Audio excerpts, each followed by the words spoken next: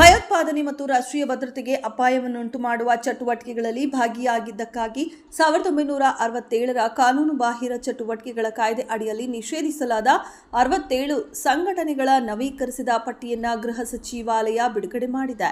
ನವೀಕರಣಗೊಂಡ ಪಟ್ಟಿಯ ಪ್ರಕಾರ ಈ ಗುಂಪುಗಳಲ್ಲಿ 45 ಗುಂಪುಗಳನ್ನು UAPA ಸೆಕ್ಷನ್ 35ರ ಅಡಿಯಲ್ಲಿ ಭಯೋತ್ಪಾದಕ ಸಂಘಟನೆಗಳೆಂದು ವರ್ಗೀಕರಿಸಿ ಕಾಯ್ದೆಯ ಮೊದಲ ವೇಳಾಪಟ್ಟಿಯಲ್ಲಿ ಸೇರಿಸಲಾಗಿದೆ ಎಂದು ANI ವರದಿ ಮಾಡಿದೆ. ಉಳಿದ 22 ಗುಂಪುಗಳನ್ನು UAPI ಸೆಕ್ಷನ್ 3/1ರ ಅಡಿಯಲ್ಲಿ ಕಾನೂನುಬಾಹಿರ ಸಂಘಟನೆಗಳೆಂದು ಘೋಷಿಸಲಾಗಿದೆ. ಬೆಂಗಳೂರು ಟ್ರಾಫಿಕ್ ಪೊಲೀಸ್ ಅಧಿಕಾರಿಯೊಬ್ಬರ ವಿರುದ್ಧ ಯುವಕನೊಬ್ಬ ಆರೋಪಿಸಿದ್ದಾನೆ.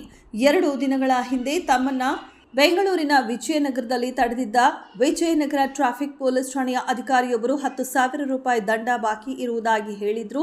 ಅದನ್ನು ತಪ್ಪಿಸಬೇಕಾದರೆ 3,000 ತಮಗೆ ಕೊಡಬೇಕು ಎಂದು ಹೇಳಿದರು. ನಾನು 3,000 ಗೂಗಲ್ ಪೇ ಮೂಲಕ ಕೊಡಲು ಹೋದಾಗ ಅದನ್ನು ನಿರಾಕರಿಸಿದ ಅವರು ಹಣ ಬೇಕು ಅಂತ ಪಟ್ಟು ಹಿಡಿದ್ರು. ಅದಕ್ಕೆ 10,000 ರೂಪಾಯಿ ಚಲಾನ್ ಪಡೆದು ಅದರಲ್ಲಿದ್ದ ದಂಡವನ್ನು ನ್ಯಾಯಾಲಯಕ್ಕೆ ಹೋಗಿ ಕಟ್ಟಿದ್ದೆ. ಇದರಿಂದ ಸಿಟ್ಟಾದ ಪೊಲೀಸ್ ಸಿಬ್ಬಂದಿ ಸಂಜೆ ಹೊತ್ತಿಗೆ ನನ್ನನ್ನು ಠಾಣೆಗೆ ಕರೆಸಿಕೊಂಡು ಹಲ್ಲೆ ಮಾಡಿದ್ದಾರೆ ಎಂದು ಆ ಯುವಕ ಆರೋಪಿಸಿದ್ದಾನೆ. ಕಾಂಗ್ರೆಸ್ ಸರ್ಕಾರ ತುಷ್ಟೀಕರಣ ಮೂಲಕ ವಕ್ಫ್ ಬೋರ್ಡ್ನಿಂದ ರೈತರನ್ನ ಒಕ್ಕಲೆಬ್ಬಿಸುವ ಕಾರ್ಯ ಮಾಡುತ್ತದೆ. ಕಾಂಗ್ರೆಸ್ನವರ ಮನೆಯಲ್ಲಿ ಲವ್ ಜಿಹಾದ್ ಪ್ರಕರಣಗಳು ಆಗುತ್ತಿದ್ದು ಅವರ ಬುಡಕ್ಕೆ ಬೆಂಕಿ ಬರುತ್ತದೆ. ಬಜೆಟ್ನಲ್ಲಿ 4% ಅಲ್ಪಸಂಖ್ಯಾತ ಗುತ್ತಿಗೆದಾರರಿಗೆ ಮೀಸಲಿಟ್ಟಿದ್ದು ಖಂಡನೀಯ.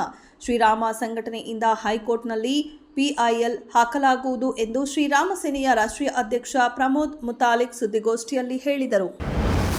ಗುತ್ತಿಗೆಗಳಲ್ಲಿ ಮುಸ್ಲಿಮರಿಗೆ 4% ಮೀಸಲಾತಿ ನೀಡುವ ಕರ್ನಾಟಕ ಸರ್ಕಾರದ ತೀರ್ಮಾನ ವಿಚಾರವಾಗಿ ಬಿಜೆಪಿ ತೀವ್ರ ಆಕ್ಷೇಪ ವ್ಯಕ್ತಪಡಿಸಿದೆ. ಬಿಜೆಪಿ ರಾಜ್ಯಾಧ್ಯಕ್ಷ ವಿಜಯೇಂದ್ರ ಸರ್ಕಾರದ ವಿರುದ್ಧ ತೀವ್ರ ವಾಗ್ದಾಳಿ ನಡೆಸಿದ್ದಾರೆ.